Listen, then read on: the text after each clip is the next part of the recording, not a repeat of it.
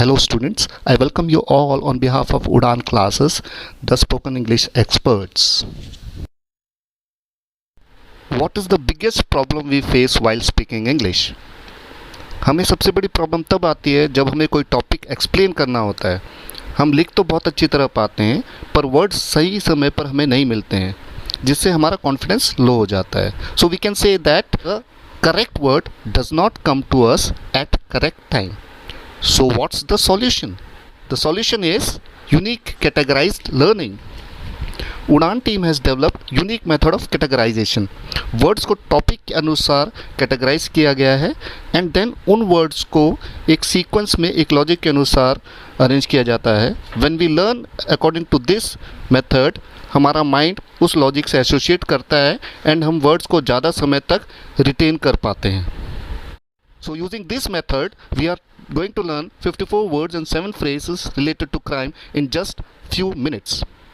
मैं आपको आश्वासन दिलाना चाहता हूँ कि इस तरीके से पढ़ने से आपको अधिकतर शब्द ज़्यादा समय के लिए रिटेन रहेंगे. I assure you that you would retain maximum number of words forever. Let us start. So students, we are going to learn about crime related vocab.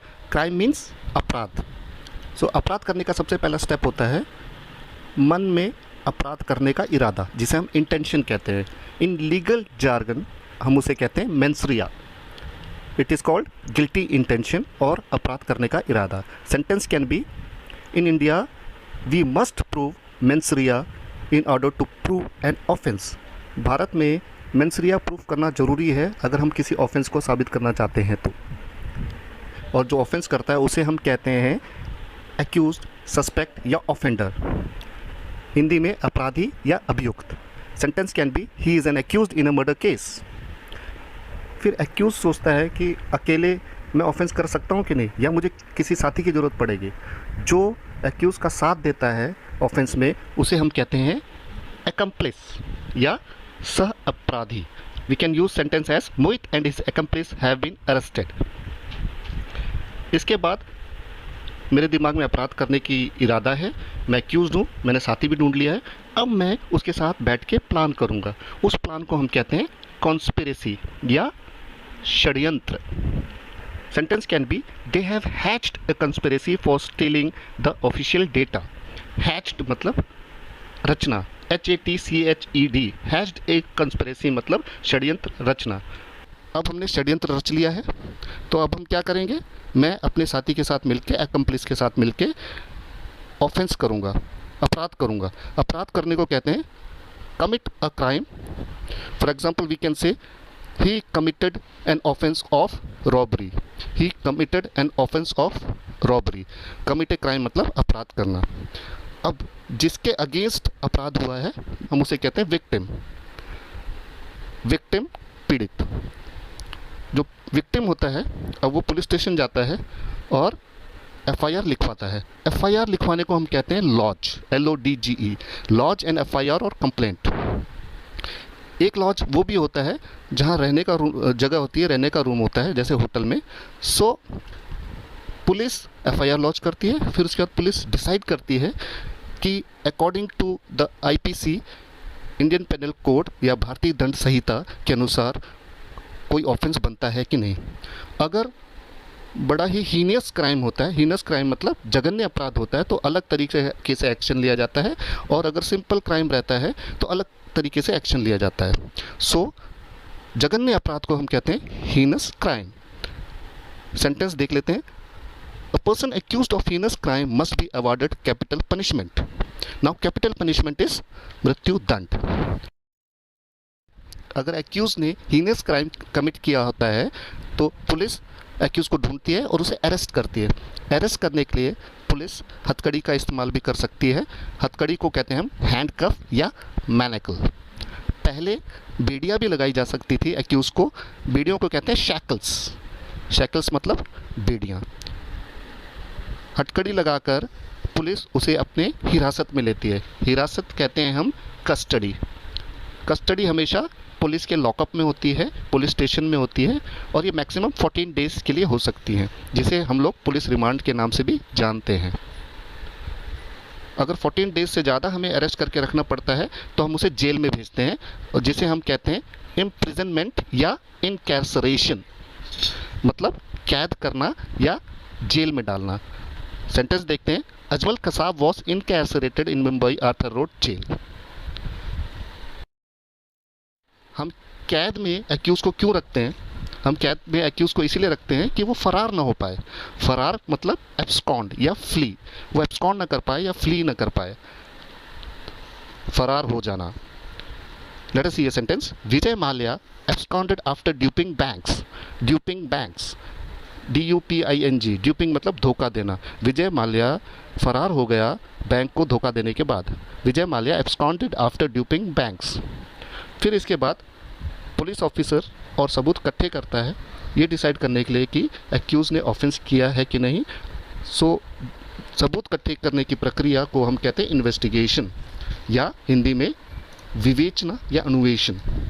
एक इन्वेस्टिगेशन मेडिकल इन्वेस्टिगेशन भी होता है, जो लैब टेस्ट होते हैं, उसे भी हम लैब इन्वेस्टिगेशन कहते हैं। इन्वेस्टिगेशन के बाद अगर यह पाया जाता है पुलिस द्वारा कि सबूत पर्याप्त हैं कोर्ट में एक्यूज को दोषी साबित करने के लिए, तो पुलिस ऑफिसर कोर्ट में दाखिल करता है आरोप पत्र। आरोप पत्र जिसे हम कहते हैं चार्जशीट। चार्जशीट कोर्ट में पेश करने को हम कहते हैं फाइल करना। तो चार्जशीट फाइल करता है पुलिस ऑफिसर कोर्ट में, आरोप पत्र फाइल करते हैं। जैसे ही कोर्ट में आरोप पत्र फाइल किया जाता है तो मुकदमा शुरू हो जाता है। मुकदमा जिसे हम कहते हैं ट्रायल। क्योंकि मुकदमा शुरू हो चुका है, जज के पास बात पहुंच चुकी है, तो दोनों पार्टी अपने गवाह और अपने सबूत पेश करेगी। हम गवाह को कहते हैं विटनेस, जिसे हम हिंदी में साक्ष्य कहते हैं। साक्ष्य पेश करने के बाद जज डिसाइड करते हैं कि क्या एक्यूज़ ने ऑफेंस किया है कि नहीं किया। अगर ऑफेंस किया है तो जज उसे कन्विक्ट करता है या गिल्टी घोषित करता है, जिसे हम कहते हैं मितदोष अपराधी या दोषी। दोषी घोषित होने के बाद एक्यूज़ को कन्विक्ट कहते हैं। हमें ध्यान देने वाली बात यह है कि जब FIR रजिस्टर हो रही थी, शुरू में हम उसे एक्यूज़ कह रहे थे, और जब उसको अपराधी घोषित कर दिया गया है तो हम एक्यूज़ को अब कन्विक्ट कह रहे हैं। लेकिन अगर जज ये डिसाइड करते हैं कि अपराध सिद्ध नहीं होता है तो कोर्ट एक्यूज़ को बरी भी कर सकता है। बरी करने को हम कहते हैं एक्विट करना। Court can acquit an accused if the evidence are not sufficient. So acquit means बरी करना। सजा सुनाने को हम कहते हैं पनिशमेंट या सेंटेंस देना। सो द कोर्ट पनिशेस और सेंटेंसेस एंड कन्विक्ट। तो सबसे बड़ी जो पनिशमेंट होती है वो मौत की सज़ा या मृत्युदंड, जिसे हम कहते हैं capital punishment. We can say capital punishment has been banned in most of the country. सज़ा कौन देता है? एग्जीक्यूशनर, जल्लाद। एग्जीक्यूशनर को हम कहते हैं जल्लाद, जो फांसी पे लटकाता है। फांसी देने को कहते हैं हम हैंग करना। हैंग करना मीन्स फांसी देना। एक वर्ड और होता है स्ट्रैंगुलेशन, मतलब गला घोटना। We can use a sentence like she was strangulated by a nylon rope. इसके बाद उम्र कैद, जिसे हम कहते हैं लाइफ इम्प्रिजनमेंट। सो फ्रेंड्स, एक और पनिशमेंट होती है शारीरिक दंड, जिसे हम कहते हैं corporal punishment. Corporal punishment means शारीरिक दंड। We can use it in a sentence as corporal punishment in schools is prohibited. Prohibited means निषेध। शारीरिक दंड देना स्कूल में निषेध है। कन्विक्ट के पास एक चांस होता है पुनर्आवेदन करने का या याचिका देने का, जिसे हम कहते हैं अपील करने का, जिसे याचिका या पुनर्आवेदन हिंदी में कहते हैं। अपील का एक और मतलब होता है अट्रैक्शन या आकर्षण। For example, Amitabh Bachchan still has mass appeal. Amitabh Bachchan का आकर्षण पूरे मासेस में है, पब्लिक में है। अगर हमारे फंडामेंटल राइट्स का हनन होता है तो article 32 and 226 of the constitution of India के अनुसार मैं हाई कोर्ट और सुप्रीम कोर्ट में जाके याचिका दायर कर सकता हूँ, जिसे हम कहते हैं रिट पिटीशन, मतलब रिट याचिका। फिर इसके बाद दोस्तों मृत्युदंड के बारे में भी डिस्कस करना हमें ज़रूरी है। इच्छा मृत्यु, जिसे हम कहते हैं यूथनेशिया। इच्छा मृत्यु मीन्स यूथनेशिया। इंडिया में इच्छा मृत्यु is legal but in passive state, और it is legal for the person who are terminally ill and in vegetative state. terminally ill का मतलब जिन्हें मौत की बीमारी है, और vegetative state का मतलब जो कोमा में है, जो खाना नहीं खा पाते हैं, जो पहचान नहीं पा रहे हैं, जो वेजिटेटिव स्टेट में हैं. सो यूथेनेशिया मीन्स इच्छा मृत्यु. We can use it in a sentence as, in India, passive euthanasia is legal. Now we are going to learn about some crime related phrases. The first phrase is to put behind the bars, मतलब jail में डालना. Bars होती हैं rod. अब behind the bars का मतलब iron rod के पीछे डालना, तो इसका मतलब जेल में डालना. Let us see a sentence. Whoever doesn't follow the lockdown rules must be put behind the bars. जो भी लॉकडाउन रूल्स के नियम को फॉलो नहीं करता उन्हें जेल में डाल देना चाहिए. Second is to bring to books. इसका मतलब पनिश करना या पेनलाइज करना, और इसका मतलब भी सज़ा देना ही है. So third phrase is to cook the books, मतलब फाइनेंशियल अकाउंट्स या रिकॉर्ड में चेंज करना कंपनी के, या कंपनी के खाते में हेर फेर करना. सेंटेंस में be now it is CAs are employed in the company to cook the books. Next is sharp practice, मतलब डिसीटफुल प्रैक्टिस को अडॉप्ट करना. डिसीटफुल मतलब धोखे वाली प्रैक्टिस को, या हम कह सकते हैं गड़बड़ करना. Sentence can B don't invest in that company, it uses sharp practices. Late us see the next phrase, blow the whistle. वो व्यक्ति जो किसी गैरकानूनी काम की इंफॉर्मेशन देता है पुलिस को या जज को, तो उसे हम कहते हैं विसल ब्लोअर, एंड इस एक्ट को कहते हैं blow the whistle. Sentence can be the person who blows the whistle must be provided police protection, or the whistleblower must be provided police protection. Let us see the next phrase, grease the palm, मतलब रिश्वत देना. Sentence can be you cannot grease the palm of officers and get your work done in France. France में आप रिश्वत देके अपना हर काम नहीं करवा सकते हैं. Next phrase is on the run. On the run मतलब एब्सकॉन्डर, मतलब भगोड़ा. Lalit Modi is on the run since his involvement in IPL scam. जब से उसका IPL स्कैम में ललित मोदी का इन्वॉल्वमेंट है तब से वो भागा हुआ है. Now let us see some names of the crimes. First is abduction और किडनैपिंग. IPC में एबडक्शन और किडनैपिंग अलग अलग होता है. हाउएवर लेमैन टर्म में एबडक्शन और किडनैपिंग का मतलब अपहरण होता है. अपहरण के बाद हम देखते हैं the word is arson. Arson मतलब आगजनी. नॉर्मली जब दंगे होते हैं तो जो दंगाई होते हैं वो आगजनी करते हैं और लूटपाट करते हैं, तो हम उसे आर्सन कहते हैं. We can say torch and ablaze also. We can say during riots many people were involve in arson and vandalism. Arson का मतलब आगजनी, वैंडलिज्म का मतलब लूटपाट. और we can also say that many shops were set ablaze और many shops were torched. बहुत shops को जला दिया गया था. इसके बाद the word is assassination. Assassination का मतलब हत्या करना या killing. Shrimati Indira Gandhi was assassinated in 1984. The next word is assault और अटैक. वी कैन से हमला. The sentence can be he assaulted me with a cricket bat. Now let us see some more crimes. Stab. Stab मतलब चाकू मारना. She stabbed her husband many times when he was in sleep. Next word is embezzlement. Embezzlement मतलब गबन करना.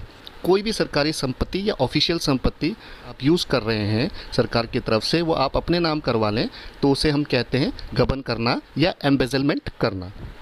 इसके बाद espionage. Espionage means जासूसी करना. Then we have the word forgery. Forgery मतलब किसी भी डॉक्यूमेंट में कुछ चेंज करना या कोई जाली साइन करना ताकि वो डॉक्यूमेंट से आप फ़ायदा उठा सकें, इसे कहते हैं हम जालसाजी. फ्रॉड. फ्रॉड का मतलब धोखाधड़ी. जीनोसाइड. जीनोसाइड मतलब नरसंहार करना. In early history many Kings were involve in genocide. Foeticide. Foeticide means भ्रूण हत्या. भ्रूण हत्या कॉमन है इंडिया में because nobody wants a girl child. In India feticide is illegal. In fact, determination of sex in fetus is also illegal. Then we have hit and run. Hit and run मतलब किसी को गाड़ी से टक्कर मार के भाग जाना. There is a famous case of Salman Khan. We can say Salman Khan has escaped from hit and run case recently. The court has acquitted him. Now next word is label, defamation और slander. ये सब मानहानि होती है।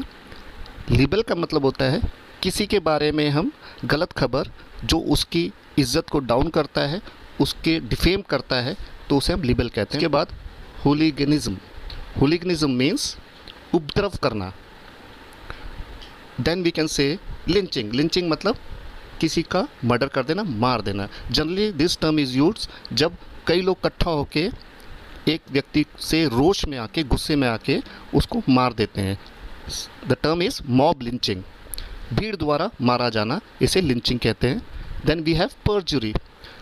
कोई व्यक्ति अगर oath में, शपथ पत्र द्वारा या कोर्ट के सामने कुछ स्टेटमेंट देता है या गवाही देता है और उसके बाद उससे मुकर जाता है, तो उसे हम कहते हैं परजुरी। शपथ पर मिथ्या साक्ष्य देना। डेजर्टर। डेजर्टर का मतलब होता है जो व्यक्ति सेना से भगोड़ा है, जो आर्म फोर्सेस से नौकरी छोड़ के भाग जाता है, it is called deserter. Then we have pickpocketing. जो जेब कतरे होते हैं उसे हम पिक पॉकेटर कहते हैं, और जेब काटने की ऑफेंस को हम पिक पॉकेटिंग कहते हैं। Then we have poaching. अवैध शिकार करना, उसे हम पोचिंग कहते हैं। Then we have larceny. Larceny मतलब चोरी, theft. Let us see some more crimes. The next word is trespass. Trespass मतलब हम किसी की संपत्ति में बिना अधिकार के अतिक्रमण कर लेते हैं, तो दैट इज़ कॉल्ड ट्रेसपास। इसके बाद क्वैक। क्वैक मतलब नकली डॉक्टर जिसके पास डिग्री नहीं है और वो क्लिनिक खोल के बैठ जाते हैं। फॉर एग्जांपल नीम हकीम खतराए जान। Then we have bootlegger. Bootlegger मतलब जो शराब का गैर कानूनी धंधा करते हैं या शराब का इधर उधर सप्लाई करते हैं। देन वी हैव जो शराब पीता है उसे हम कहते हैं ड्रंकार्ड, बूजर या डिप्सोमिनियक, जिसे शराब की लत लग जाती है। और जो नशे में होता है उसे हम कहते हैं inebriated. He is in inebriated condition. Then we have the word teetotaller. जो बिल्कुल कभी शराब को हाथ नहीं लगाता उसे कहते हैं teetotaller. I am a teetotaller, I don't drink. So friends, we have reached to the end of the session. Udaan Classes thanks you very much. We hope you have liked the session. Friends, कुछ words and कुछ sentences जो मैंने presentation के दौरान बोले थे, हम उसे प्रेजेंटेशन में इंक्लूड नहीं कर पाए, तो मैंने एक डिटेल नोट तैयार किया है। You can download the detail note from our Udaan classes app which is available in Play Store. So please download Udaan's app from Play Store. Thank you very much and Jai Hind.